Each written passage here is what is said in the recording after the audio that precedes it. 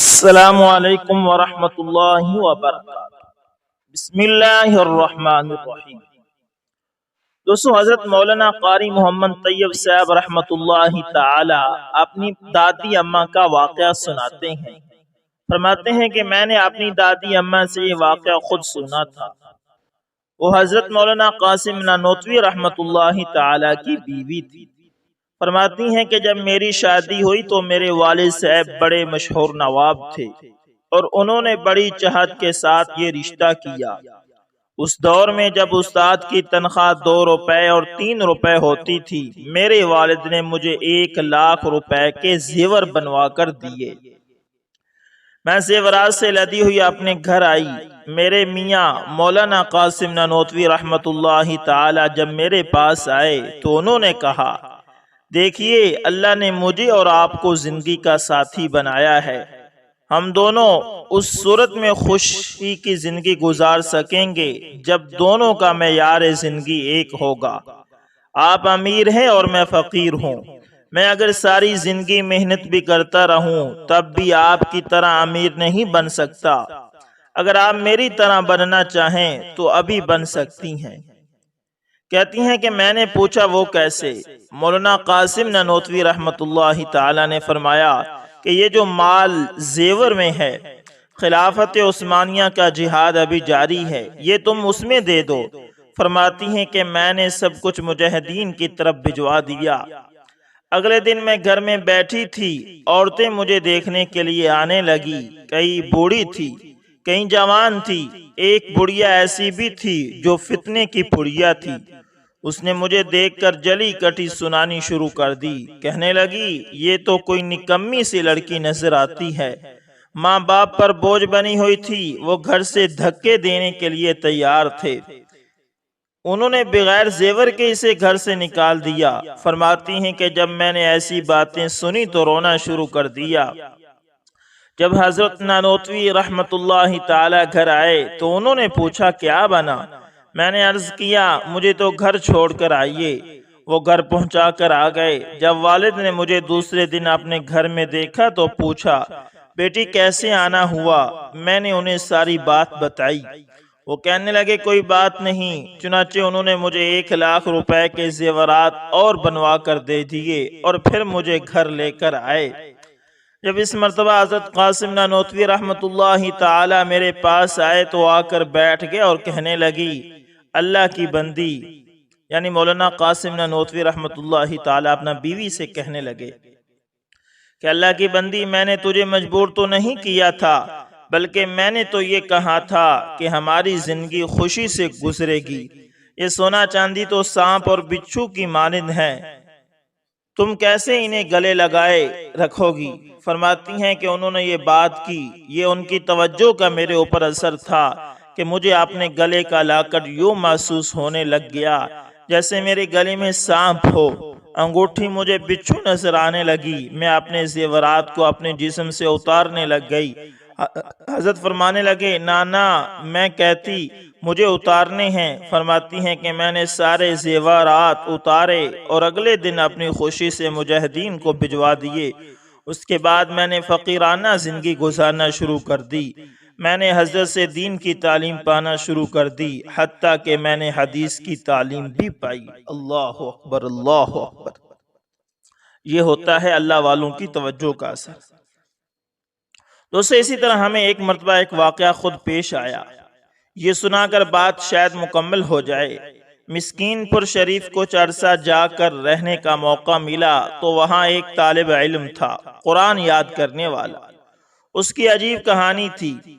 وہ دیہات کا رہنے والا غریب ماں باپ کا بیٹا تھا۔ ماں باپ نے اس کو 50-60 بکریاں رکھ کر دی کہ بیٹا انہیں چراؤ۔ ان کے دودھ اور گوشت سے ان کا گزارا چلتا تھا۔ اب وہ بچہ جنگل میں بکریوں کو چرانے کے لیے نکلتا۔ اکیلا بچہ 50-60 بکریوں کو چراتا۔ جون، جولائی، اگست کی گرمی میں تو تنگ ہو جاتا، پسینے سے شرابور ہوتا۔ پینے کو ٹھنڈا پانی تو کیا، سرے سے وہاں پانی ملتا ہی نہیں تھا۔ یہ بچہ اتنی مشقت برداشت کر کے شام کو آتا۔ سارا دن دھوپ میں رہنے کی وجہ سے رنگ کالا ہو گیا، جسم لاغر ہو گیا۔ ایک دفعہ اس کو ایک دوست ملا، دونوں ہم عمر تھے۔ اس نے پوچھا سناؤ بھائی کیا حال ہے؟ کہنے لگا کہ بس ماں باپ نے بکریاں مجھے لے کر دی ہیں، صبح ہوتی ہے میں لے کر نکلتا ہوں، کوئی بکری ادھر بھاگتی ہے کوئی ادھر، اور ان کے پیچھے بھاگ بھاگ کر میرا تو حال ہی برا ہے۔ گرمی اوپر سے ہے، روٹی خشک ہوتی ہے، پینے کو پانی نہیں ہوتا، میں تو ایسی مشقت کی زندگی گزارتا پھرتا ہوں۔ دوسرے نے کہا اچھا، میں تو بڑے مزے میں ہوں، میرے ماں باپ نے مجھے ایک مدرسے میں داخلہ دلوا دیا ہے، وہاں تو بجلی بھی ہے، پنکھے بھی ہیں، سارا دن چھت کے نیچے سائے میں بیٹھنا ہوتا ہے، صبح کو ناشتہ ملتا ہے، دوپہر کو کھانا ملتا ہے، رات کو بھی کھانا ملتا ہے، ہم تو سارا دن قرآن پڑھتے ہیں، مزے کرتے ہیں۔ اب اس بچے کا دل للچایا، کہنے لگا کہ بھائی مجھے بھی لے جاؤ۔ اس نے کہا ٹھیک ہے آ جانا۔ چنانچہ اگلے دن یہ بچہ ماں باپ سے بھاگ کر اس کے ساتھ مدرسے چلا گیا۔ اس نے جا کر مدرسے کے محتمم کو کہا کہ یہ میری بستی کا بچہ ہے، اس کو داخلہ دے دیں، تو انہوں نے اعتماد کرتے ہوئے اس کو داخلہ دے دیا۔ اب اس بچے نے جس نے سکول کا منہ نہیں دیکھا تھا، جس کو گنتی تک نہیں آتی تھی، الف بے نہیں آتی تھی، بیٹھ کر قرآن مجید پڑھنا شروع کر دیا، مگر اس کے دل میں ایک شوق تھا، ایک لگن تھی، ایک اشتیاق تھا۔ اتنے اچھے طریقے سے اس نے قرآن پاک یاد کرنا شروع کیا کہ اس بچے کو ہمیشہ 100 میں سے 105 نمبر ملا کرتے تھے۔ میں نے استاد سے پوچھا کہ جناب 100 میں سے 105 کیسے؟ وہ کہنے لگے اس کے اچھا پڑھنے کے 100 میں سے 100، اور اس کو نہ تو سبق سناتے ہوئے غلطی لگتی ہے، نہ متشابہ لگتا ہے، نہ اٹکن لگتی ہے، یہ روانی کے ساتھ ایسے پڑھتا ہے جیسے پانی بہ رہا ہو۔ اس بچے کو اضافی طور پر 5 نمبر اوپر دے دیے جاتے ہیں۔ اس بچے نے جتنا عرصہ پڑھا، ہر امتحان میں 100 میں سے 105 نمبر لیے، اور پھر اللہ نے زبان پر قرآن کو جاری کر دیا۔ کیا کوئل کی آواز تھی جو اس کو ملی، اتنے سوز سے وہ قرآن پڑھتا تھا، بندے کا دل مو لیتا تھا۔ آج بھی مجھے یاد ہے، عصر کی نماز کے بعد میں کمرے میں بیٹھا مراقبہ کر رہا تھا، اس کے قرآن پاک پڑھنے کی آواز آئی، ایسی کشش تھی کہ مراقبہ کرنا مشکل ہو گیا۔ مراقبہ ختم کر کے میں اٹھا کہ میں جا کر بچے کا قرآن سنتا ہوں۔ جب باہر گیا تو عجیب حال تھا، 5-6 کلاسیں مسجد کے سین میں لگی ہوئی تھی، سارے بچے خاموش ہیں، استاد خاموش ہیں، اور جو چلنے پھرنے گزرنے والے لوگ تھے وہ کنارے کھڑے ہو کر سن رہے ہیں، اور اس بچے نے آنکھیں بند کی ہوئی ہیں اور سورہ یوسف پڑھ رہا ہے۔ کیا اس نے سورہ یوسف پڑھی؟ بڑے عجیب لمحات تھے زندگی کے اندر، قرآن ایسا میں نے نہیں سنا۔ قرآن سینوں میں اترتا چلا جاتا ہے، ایسی آواز سے وہ بچہ پڑھ رہا تھا۔ اس بچے نے قرآن یاد کر لیا تو اب اس کو علم پڑھنے کا شوق ہوا۔ اللہ کی شان دیکھیے کہ وہ عالم بھی بن گیا۔ پھر جو بندہ قرآن سے محبت کرتا ہے، قرآن گرے پڑوں کو اٹھانے کے لیے آیا ہے، یہ پسماندہ لوگوں کو اللہ کے قریب کرنے کے لیے آیا ہے، جو دنیا میں کمزور ہوتے ہیں ان کو عزتیں دینے کے لیے آیا ہے۔ کیونکہ اخلاص کے ساتھ اس بچے نے قرآن پڑھا تو اس کا نتیجہ کیا نکلا کہ ایک مرتبہ کہیں قرات کانفرنس ہوئی، اور اس کانفرنس میں انعام رکھا گیا کہ جو سب سے اچھا قرآن پاک پڑھے گا تو ہم اس کو عمرے کا ٹکٹ انعام میں دیں گے۔ ملک کے طول و عرض سے قراء آئے قرآن پڑھنے کے لیے، وہاں مقابلہ ہوا۔ محفل والوں نے عرب کے ایک شیخ تھے، انہیں بڑے عالم کے طور پر بلوایا تھا، ان کو بطور حج وہاں مقرر کیا تھا کہ حضرت آپ ہی یہاں فیصلہ کریں گے کہ کون اول نمبر پر آیا ہے۔ سب نے قرآن پڑھا، اس بچے نے بھی قرآن پڑھا، مگر اس کا قرآن تو ایسا تھا کہ کوئی آنکھ نہیں تھی جس میں سے آنسو نہ بہ رہا ہو۔ ایک قرآن کی اپنی مقناطیسیت اور اس کے اوپر اس بچے کا اخلاص نور نالا نور بن گیا۔ مجمع عجیب کیفیت میں آ گیا۔ چنانچہ جب رزلٹ اناؤنس ہوا تو عرب نے اس وقت کہا کہ آج بچے کو 2 انعام ملیں گے، ایک انعام جو مسجد کمیٹی والوں نے دینا ہے عمرے کا ٹکٹ وہ ملے گا، اور دوسرا انعام میں اپنی طرف سے دوں گا۔ اب مجمع حیران تھا، اس نے کہا کہ کیا یہ قاری صاحب انعام لینے کے لیے تیار ہوں گے؟ تو قاری صاحب کھڑے ہو گئے کہ جی ہاں۔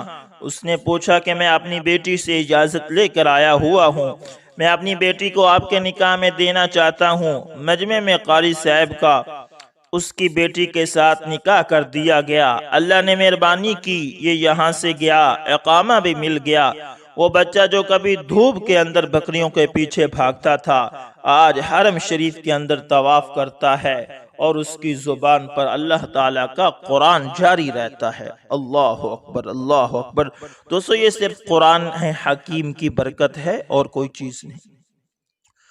دوستو اسی طرح امام قرطبی رحمت اللہ تعالی فرماتے ہیں کہ قبیلہ اشعریین کے لوگ جب ہجرت کر کے مدینہ منورہ پہنچے تو ان کا تمام سامان جو کھانے پینے کا تھا ختم ہو چکا تھا، چنانچہ انہوں نے اپنے ایک آدمی رسول اکرم صلی اللہ علیہ وسلم کی خدمت اقدس میں بھیجا کہ ہمارے کھانے پینے کا کوئی انتظام کیا جائے۔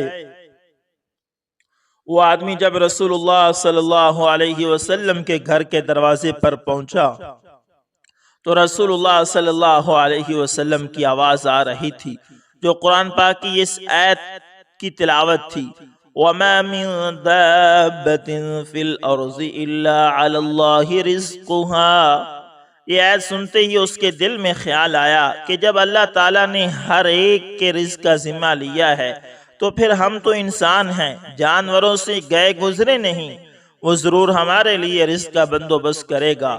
وہ شخص وہی سے واپس آ گیا اور رسول اللہ صلی اللہ علیہ وسلم کو اس نے کچھ بھی نہیں بتایا۔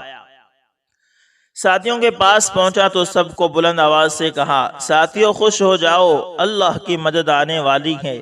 وہ سمجھے کہ یہ بندہ چونکہ رسول اکرم صلی اللہ علیہ وسلم کے پاس عرض کرنے گیا تھا، اس لیے رسول اکرم صلی اللہ علیہ وسلم نے کھانا بھیجنے کا وعدہ کر لیا ہوگا، لہٰذا وہ خوشی خوشی اپنے کاموں میں لگ گئے اور مطمئن ہو گئے۔ تھوڑی ہی دیر گزری تھی کہ 2 بندے ایک بڑا سا برتن لے کر آئے جو گوشت اور روٹیوں سے بھرا ہوا تھا۔ وہ 2 بندے کھانا دے کر چلے گئے، سب نے شکم سیر ہو کر خوب کھایا، لیکن اب بھی کافی سارا کھانا بچ گیا تھا۔